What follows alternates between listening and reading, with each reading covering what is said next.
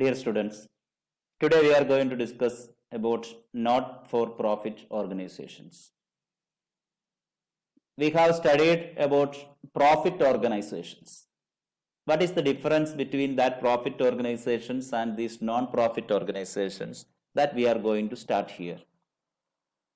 See, not-for-profit organizations are otherwise called as non-profit organizations. Non-profit organizations. So, as the name indicates, its aim is not for earning profit. That means these organizations are not established for the purpose of earning profit. Then what for it is established? So these are set up with the objective of rendering cultural, educational, health or religious services to the public. That means in order to provide the cultural services or educational services or health services or religious services to the public, these organizations are established. So suppose an organization is established for rendering education to the poor sections of the society. That's a not-for-profit organization. In your village, you will meet various arts and sports clubs. These are also not-for-profit organizations. Some various types of NGOs are there, which are also coming under not-for-profit organizations. Some gymnasiums or such a type of organizations, we can classify it as not-for-profit organizations. So, not-for-profit organization, we can explain like this: an organization set up with the objective of cultural, educational, health or religious services to the public. An organization set up with the objective of cultural, educational, health or religious services to the concerned people or the public. And their aim is to enter the services and not to earn the profit. Profit earning is not the aim of non-profit organizations. Then let us see what are the features of not-for-profit organizations. Entity. See, not-for-profit organization can be registered or it has a legal existence apart from its members.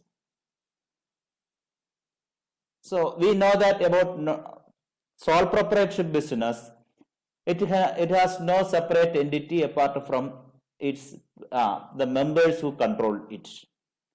Here, not-for-profit organization has a separate existence. Then next one is regarding the purpose of establishment. The purpose of establishing not-for-profit organization, we have told that providing services to the concerned category of people. Religious or educational or health services or any type of services, rendering such services is the objective. And next feature, we can consider it as the objective. Objective. What is the objective? Rendering services. That means profit earning is not at all the objective of non-profit organizations. But it does not mean that non-profit organization will not get profit. It may get the profit, but that we will not consider as profit. That we will not count it as profit, because it will be considered here as the excess of income over their expenses. For that, we will tell that excess of income over expenses in another name. It's called surplus. So surplus is the profit of non-profit organization. That means surplus of income over expenses or excess of income over expenses can be called as surplus. What will happen if expenses exceeds the surplus? That will be known as deficit. So instead of profit and loss, we will consider it as surplus and deficit. So the non-profit organization may get surplus or deficit and not profit or loss. Then next, regarding the management. Who manages the business? The management of the business is vested in the hands of a group of people normally called as trustees or managing committee. Trustees or managing committee. Sorry. So, trustees or managing committees are the persons who manage the business organizations. Then, next, regarding the fund, from where they raise the fund. The funds of non-profit organization arises from entrance fee, membership fee, subscription, donations, etc. See, entrance fee, all these terms we will revise afterwards also. Then here we will see that what is entrance fee. Just for understanding sake, consider saying entrance fee is the amount to be paid to get the membership. That means in order to enter to the organization, they have to pay entrance fee. Like that membership fee, that life membership fee, or in order to get the membership for a certain period of time, either lifetime or periodically, they have to pay membership fee. Then subscriptions, monthly subscriptions or weekly or yearly subscriptions are to be paid, and various types of donations, donation from government or non-governmental organizations or individuals. So such a type of donations are also a part of the funds of non-profit organizations. Then regarding the financial statements. We know that for a profit organization, profit organizations will have the financial accounts which consists of trading account, profit and loss account, and balance sheet. Here, in the case of not-for-profit organizations, they need not prepare trading account, profit and loss account, or balance sheet because it is not running for earning profit. So instead of that, this organization prepares a receipt and payment account to know that which are the or what is the total of receipts received in an year, or what are the total of payments, expenses during that period. So for that, a receipt and payment account is prepared, then an income and expenditure account is prepared, and a balance sheet is prepared. So these are the three items in financial statement, three statements in final accounts or financial statements. So these are the features of not-for-profit organizations.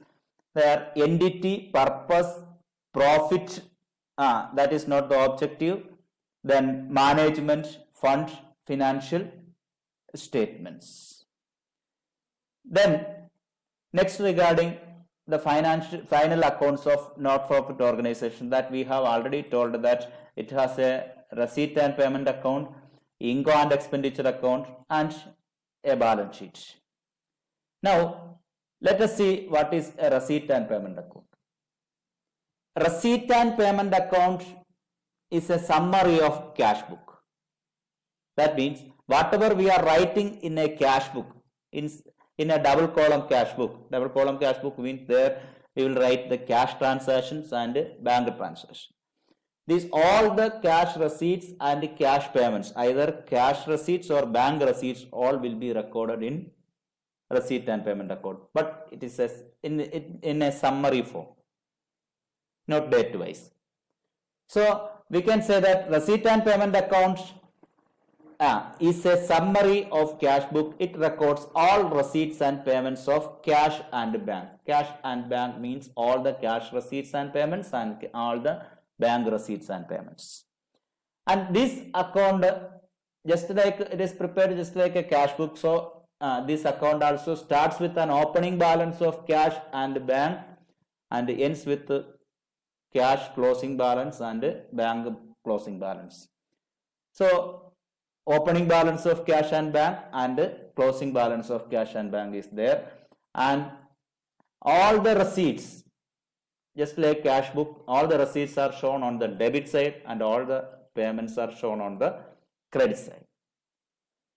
So this is regarding the preparation of receipt and payment account. Now we are going to see that what is the difference between receipt and payment account and cash book. We have told that we prepare the receipt and payment account just like cash book, but still there are certain differences between these two. First one is regarding the basis of preparation. These receipts and payments accounts are prepared by taking the entries from the cash book. That means a non-profit organization also prepares a cash book. So from there we take all the receipts and payments, and that will be shown in the receipt and payment account. But in the case of cash book, from where we get the information? We will get the information from that all the receipts and payments of the transaction. That means from the transaction details we will get all the receipts and payments for a cash book. But for receipt and payment account we will get the information, we will take all this information from cash book. Next, period for preparation. So this receipt and payment account is a summary of cash book. So at the end of the period, at the end of an accounting period usually it prepares, but cash book is prepared periodically. Then here in the receipt and payment account, date column will not be there because it is prepared at the end of the year. That's what we have told, that it's a summary of cash book.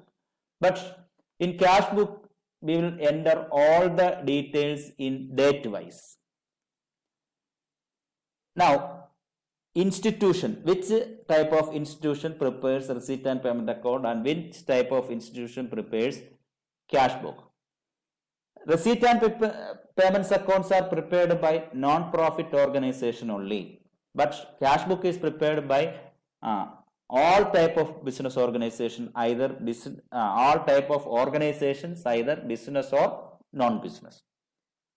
That means non-profit organization also prepares cash book.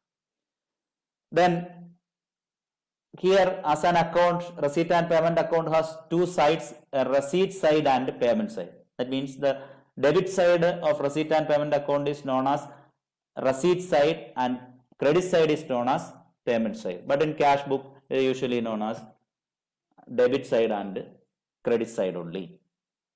And the last one, we cannot see a ledger folio column in receipt and payment account, but in cash book we can see a ledger folio column.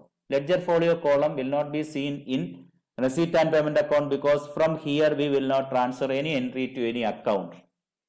So account ledger page number need not be shown here, but in cash book ledger page number of that concerned transaction will be shown there because this transaction will be transferred to ledger account in that concerned page.